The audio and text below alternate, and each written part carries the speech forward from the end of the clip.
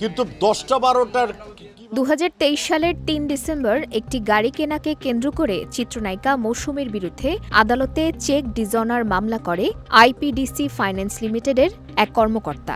আদালত মামলাটি আমলে নিয়ে নায়িকাকে হাজির হওয়ার জন্য সমন জারি করেন।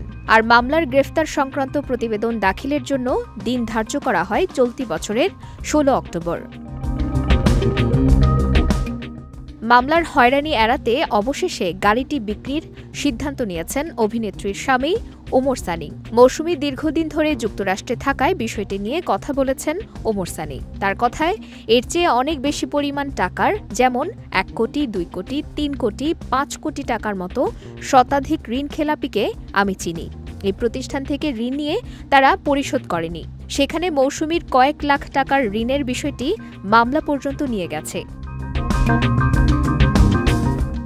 সানি আরও বলেন, এটা মৌসুমীকে অসম্মান ও অপদস্থ করা ছাড়া আর কিছুই নয়। নামটা যেহেতু মৌসুমী, তাই ভাইরাল করার চেষ্টা করল। সামান্য কিছু টাকার জন্য মৌসুমীকে যদি অসম্মান করা হয়, তাহলে অন্য কোটি কোটি ঋণ খেলাপির নাম প্রকাশ করা হচ্ছে না কেন?